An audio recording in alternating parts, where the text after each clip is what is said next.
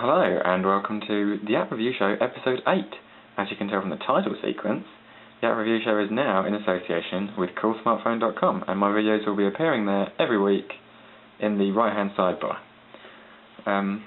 So, in an attempt to make them a bit more professional, I've been planning this episode all week, and I will do so every week. I'll plan a new episode. So I've got a bit of a script, make it a bit more professional, and we'll start off by having a look at the first in association with Cool Smartphone episode, Tweetcaster. This is a Twitter application, obviously, as you can probably tell. The first thing you notice when you load it up, is this screen, the select view, that shows you the accounts, and you just simply add an account, put in your username and password, and you're away. You've got an account, and you have an option to follow Handmark there, who are the makers of the application. Then, when you get into the program, you're met with this screen, which, I'm sure you'll all agree, is an absolutely gorgeous GUI. Very polished. All the graphics are very polished. Everything does exactly what you think it would do. So, to begin with, I'm going to go through each of the tabs across the top, just to see if they do what we expect them to do. So you've got the main one that you're in. That opens up. You've got your main timeline. That's pretty obvious. The @ symbol takes you to, guess what? Takes you to the @ all your @s. So these are all my @TomRanson tweets. Next one, there's a messages tab. Could it take us to the messages? Oh yes, look, it does indeed take you to messages. All my messages that people have sent. There's not very many messages. Most of the time people just send me @replies. The star tab, could it take us to the favourites? Oh yes it does. All my tweets that I've favourited. And this last one should take me to lists, but it says no lists. But I have made several lists, so I don't know if that's a fault. I don't know if it's something, it's lists. Oh, lists I follow. I don't follow any lists. That makes more sense. Okay, so that's good. That's fine. Let's post a quick tweet, shall we? Just see how quick it is. So we'll go back to this page. You don't have to, because this button up here, this pen one, appears in every single tab.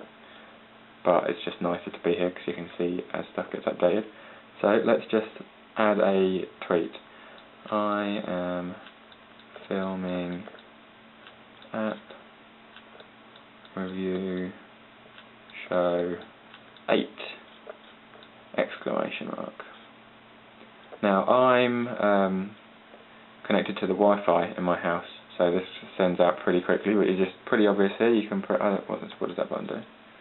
I'm going to go back. That shows up the tweet, the tweet timeline, and you've got send. You've got this is a menu button down here, and it says 109. I've used 109 characters. Press the menu button. You can shrink URLs, add a photo, geotag, tweet, or add some names into it. I'm just going to send it out. Didn't press it. There we go. Processing. Sent. Excellent. So that tweet is from me. So it appears in green, and from this side, tweets that are see there's another one there, another one from me, so you can tell there are, if there is an @ here at all, there probably won't be. Oh, here we go. See, from Cool Smartphone, this is an @TomRanson. That comes up in orange, so it stands out, so you can see, you can tell stuff, you can tell what's @ and what's not. When you tap a tweet, tap Jason Bradbury's one here, you have these options: reply, favourite, or retweet. Very handy, all decent options. Also, if you tap their face, you get another menu up: profile, reply, block, report to spam, or direct message. So you can just go into other people's profiles. This is their information. As you can see, Jason Bradbury has tweeted far too often. This is his tweets. No messages. Favourites, I would assume. They seem to be favourites of his. Interesting. Yeah, so that's people's profiles.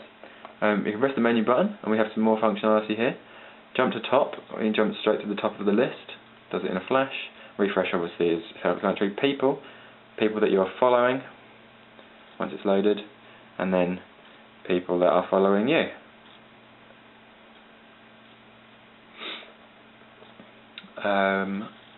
Tweet filter, just type in keywords and then you can filter out some tweets. Get more apps, that's the Go to Handmarks page on the, or it just does a handmark search in the Android marketplace, and more. Quick follow, refresh all, settings, exit and about. Settings, you just have some generic settings, theme, URL shortening, image service, font size, auto refresh, that sort of thing. Notifications are quite handy. You can have it vibrate and do a sound when you get a tweet. I get tweets far too often, so I'll turn both of those off. But it does give me a little notification up at the top when there's a new tweet. Let's just cancel that. Back in the Switch View pages, we've got some interesting functionality here. We have trends, so we can look at the current trends, and if you click one of them, it will give you all of the current tweets. If close that again, we have searches. I can do a new search, person or tweet, and this one is quite good, nearby. You can use the current location. I will just use that, that'll be easier. It's turned on GPS, but it's actually using my Wi-Fi location to give me tweets from people that are near where I live, which is quite interesting. Because then, obviously, if I just feel like looking through these at all, so here's one from the Kent Union. It's quite good because I'm in Canterbury at University of Kent. If there's anybody around that's like talking, oh, there's a party on at so and so club tonight, everybody come and join, then you can find those. Those are the two best extended functionality, I like to call it. There's a problem with lists that I found. Going into a trend, picking up some random person, setting button up here, list memberships.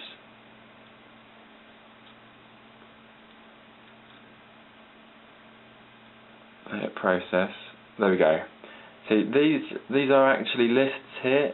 If you just highlight, see that these are my lists. I can add them to my Tom Ranson applications list, but the text is white, so you can't read them, which is a bit annoying. That needs to be fixed in an update. And another possible fix that I'd like to see is a desktop widget, or a home screen widget, because I used to use HTC Peep and that had a home screen widget, but I mean this is such a significantly better program that the lack of a widget doesn't bother me. I still use it over Peep, but that is something that could be improved. Well, that, my friends, is Tweetcaster. It is, I think it's $4.99 on the Android marketplace. Don't quote me on that, I can't remember and I haven't got it written down here. Or you can get a free version which has ads, which is obviously free. So thanks for watching. I've been Tom Ranson from TomRanson.com in association with CoolSmartphone.com. If you have any apps that you want me to review, please feel free to email me at appreview@TomRanson.com, comment this YouTube video, or visit CoolSmartphone.com and comment the page there. I'm sure you all will, because CoolSmartphone.com is a fantastic website.